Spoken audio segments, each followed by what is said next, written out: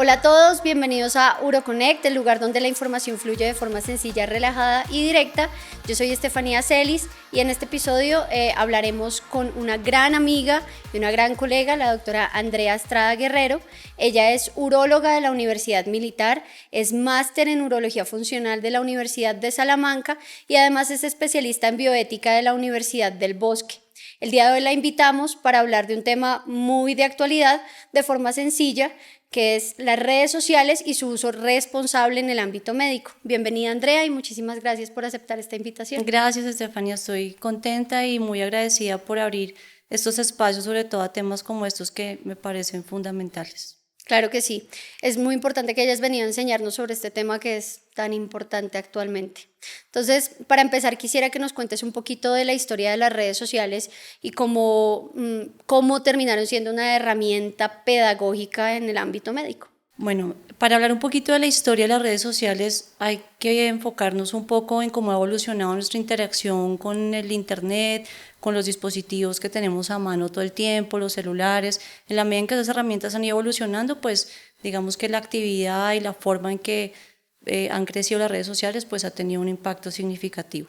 Si hablamos de la historia de las redes sociales, esto viene mucho antes de Facebook, o sea, antes, hace muchísimos años, el intercambio de mensajes podían hacerse, digamos, de forma, en el área empresarial, por ejemplo, puedes intercambiar mensajes de contenido muy preciso, que fueran de intereses para ciertos grupos, pero pues no había tanta inmediatez, era como que tú mandabas un mensaje, te los devolvían, pero pues eso ya habla como de una comunicación en ciertos grupos que comparten algunos puntos de interés común. ¿Qué pasa? Con los años 90 pues entra el Internet a nuestras casas y entonces con eso empiezan a popularizarse como esos foros o esos chats que eran gratuitos y que en nuestra generación nos conectamos como por ejemplo MySpace, ¿sí? Que eran esos chats en donde uno se conectaba y uno mandaba un mensaje y esperaba un rato y te lo devolvían. Entonces esos empiezan a hacer esbozos de redes sociales.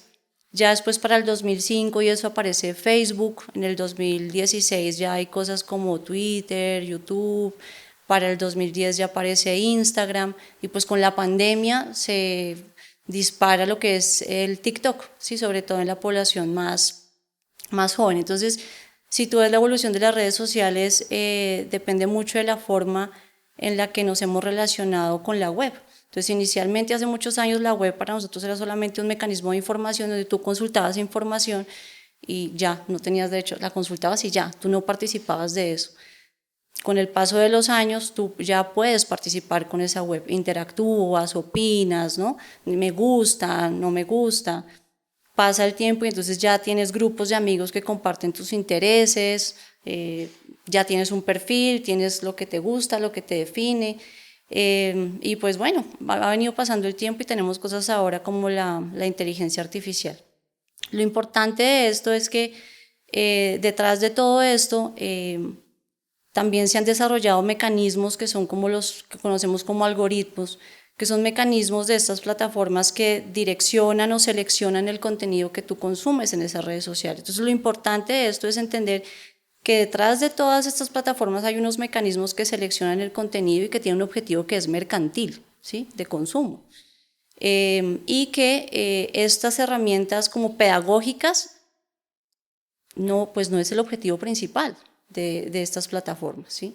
Es interesante y es todo un reto cómo nosotros queremos traer esas redes sociales a la parte académica, a la parte pedagógica, y es como encontrarle un punto importante o como algo alterno a las redes sociales que funcione para nosotros, ¿sí? Que es un reto, que no es fácil, porque como el objetivo no es ese de las redes. Yo siento como que después de la pandemia empezó a ser como más importante este tema de las redes sociales como en términos de una herramienta de microaprendizaje en medicina, ¿no? Sí, la pandemia disparó, o sea, la pandemia disparó todo este proceso de acceso, ¿no? Del Internet, pues por el tiempo que teníamos tanto libre, por la búsqueda de diversión, de opciones, ¿no? Por hacer y el acceso a esto que se ha convertido tan fácil a través de un celular, de un computador, realmente de lo que tengas a la mano, pues facilita que la gente se conecte y la pandemia definitivamente fue pues fue como uno de los puntos importantes. ¿Y cuáles son las principales herramientas, digamos, en estas redes sociales que utilizan los médicos hoy en día? Las plataformas que se ha visto que más se utilizan son Instagram, TikTok también. LinkedIn es una de las plataformas que más ha cogido importancia dentro de las redes para los profesionales de salud.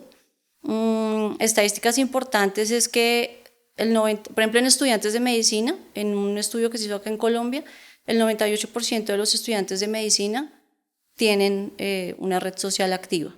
Y dentro de los profesionales ya formados médicos, y estas son estadísticas de hace unos 8 años, se decía que 2 de cada 7 profesionales tenían como un perfil específico profesional de su área, que yo creo que si hiciéramos un recuento actual de quienes tienen un perfil ahorita personal y profesional, pues esas cifras seguramente se han duplicado y hasta triplicado. Hablando de esos perfiles profesionales, ¿cuál sería el contenido apropiado que como médicos deberíamos o podríamos compartir en esas redes sociales? Bueno, entonces creo que, y digamos que mucho de lo que vamos a hablar viene también a opiniones muy personales, ¿no? Pero creo que los contenidos apropiados deben apuntar a los intereses de los pacientes y a favorecer actividades de promoción y prevención, por ejemplo, ¿sí?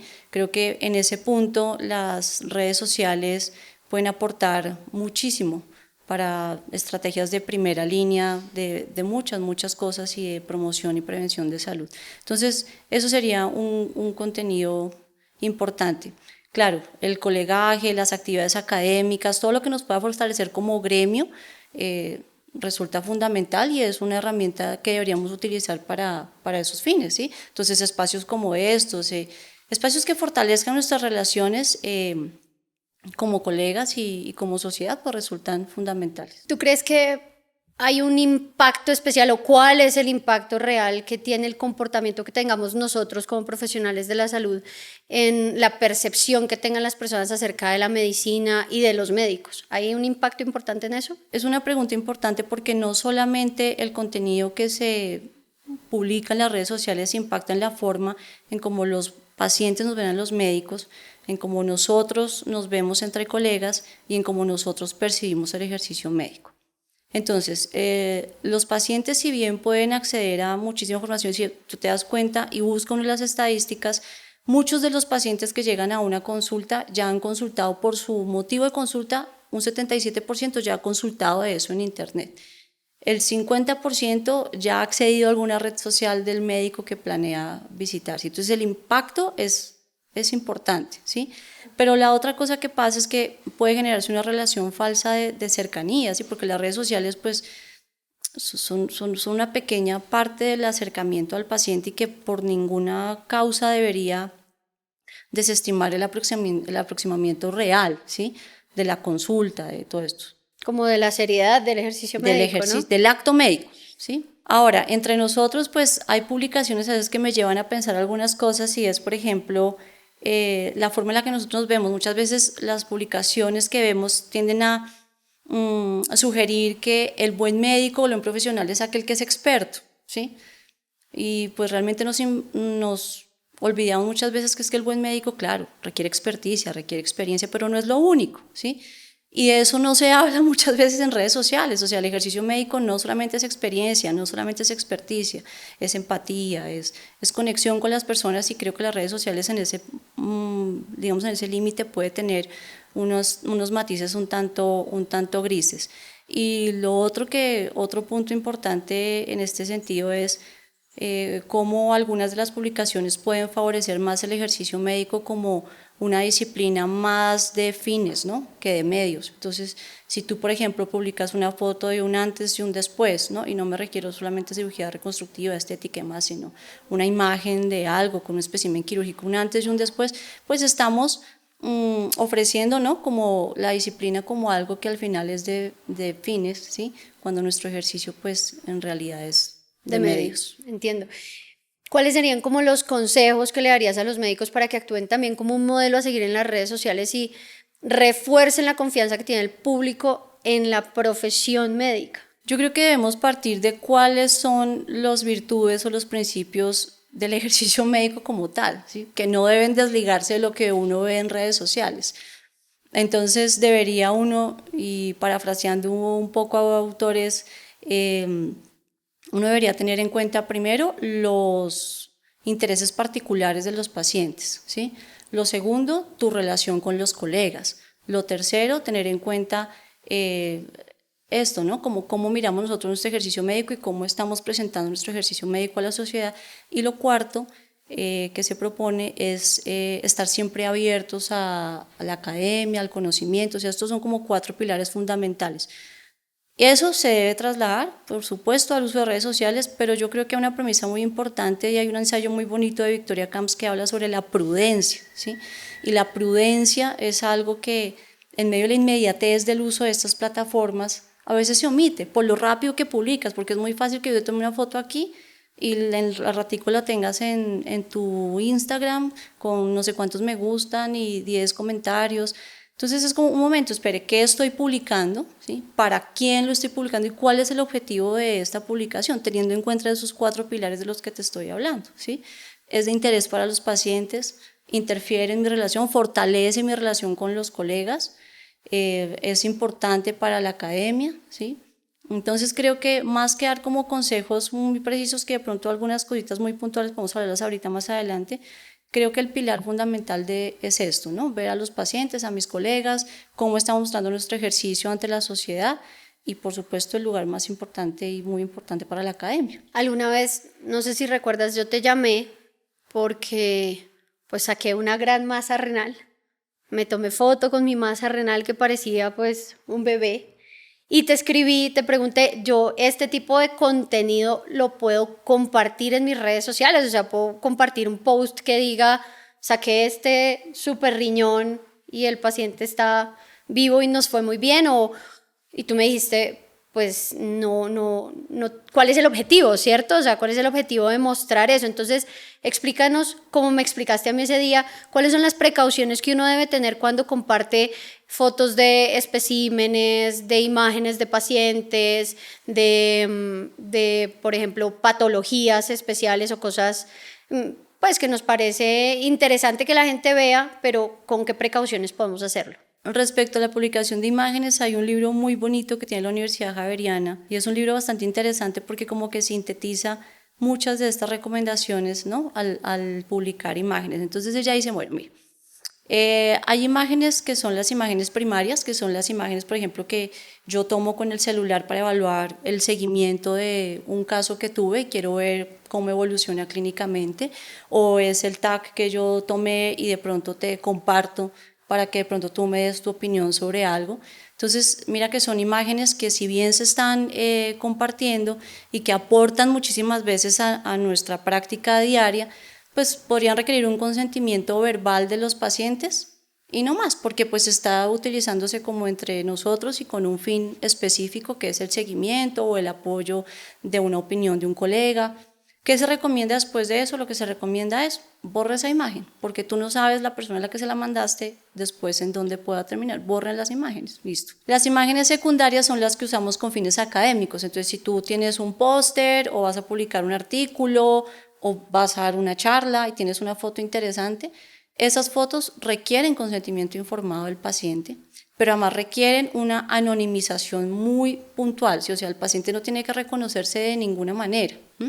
Entonces, su rostro, el sitio donde fue tomada la foto, los logos, ninguna cosa que pueda vincularlo con lo que tú estás mostrando, ¿sí? Entonces, ahí la anonimización es muy importante, apunta a la confidencialidad, apunta a la autonomía también del paciente y pues al secreto médico que pues estamos obligados todos a conservar, ¿listo? Las imágenes terciarias son las imágenes que uno no debería tomar. O sea, como que cuál es el objetivo de esa imagen, que es la típica selfie que uno toma en salas de cirugía con el paciente acostado atrás. Esas, pues, digamos que no hay ni recomendación al respecto ni deberían tomarse, ¿sí?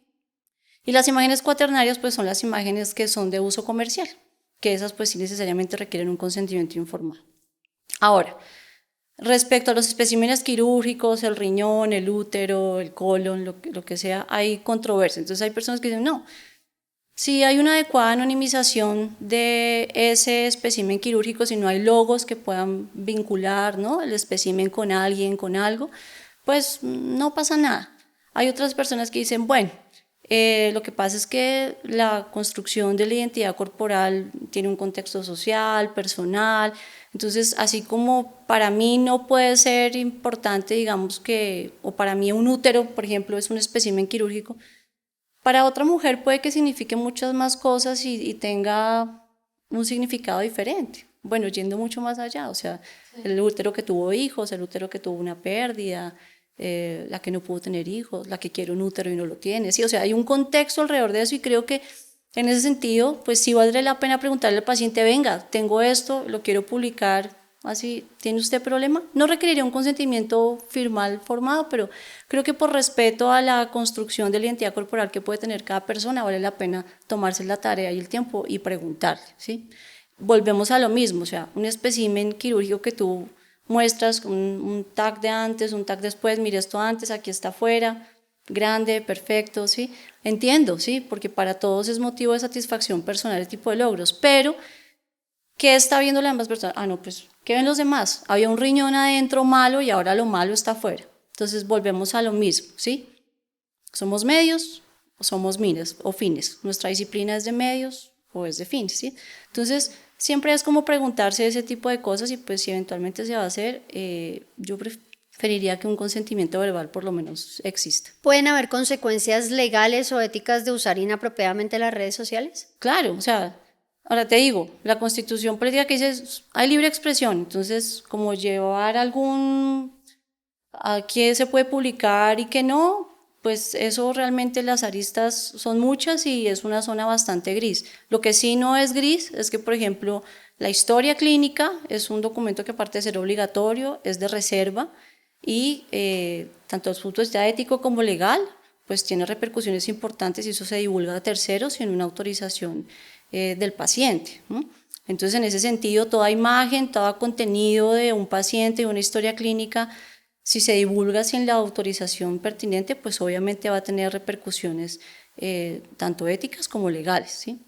La otra cosa importante de pronto es en las imágenes que se presentan en una red social, la publicación de una red social, si la fuente está verificada hay que ponerla, porque es que también tenemos derechos de autor, ¿sí? Y entonces, si tú usaste una imagen y no la referenciaste o algo y no lo referencias bien, pues puedes incurrir en problemas por propiedad intelectual, ¿sí? Lo otro, los patrocinios y los conflictos de interés, que también hace parte de la claridad de ese mensaje honesto que debe llegarle a las personas. Tú me compartiste y creo que es importante que compartamos con el público que hay una guía de recomendaciones para el uso apropiado de las redes sociales en urología de la European Association of Urology y les vamos a dejar el link al documento para los que estén interesados en leerlo. Para terminar, Andrea, ¿podrías decirnos como en resumen cuáles serían como tus recomendaciones para usar de forma responsable y ética las redes sociales médicas? Yo creo que la recomendación fundamental es prudencia, ¿sí? Hacernos la pregunta, y yo creo que no solo para las redes profesionales en medicina, sino para la vida, ¿sí? ¿Qué buscamos y cuál es el objetivo de cada publicación? Y cómo consumimos todo ese contenido, ¿sí? Entonces primero si va a publicar, ser prudente, ser responsable, porque además todo lo que subimos a las redes sociales inmediatamente es de uso público, ¿sí? Eso queda ahí montado. Entonces, hay que ser muy prudente y producir contenido y consumir contenido de forma muy responsable y siempre preguntándonos por qué y para qué. Yo pienso que es crucial que utilicemos las redes sociales como herramientas profesionales, siempre manteniendo la integridad y dignidad de nuestra profesión médica, y la adecuada utilización de estas redes sociales en el ámbito urológico no solamente promueve la comunicación efectiva entre profesionales y pacientes, sino que también debe dignificar nuestra profesión y fortalecer la confianza del público en nuestra labor. Muchas gracias, Andrea, por aceptar la invitación. No, gracias por este espacio. Gracias por todo lo que nos enseñaste. Gracias. Adiós.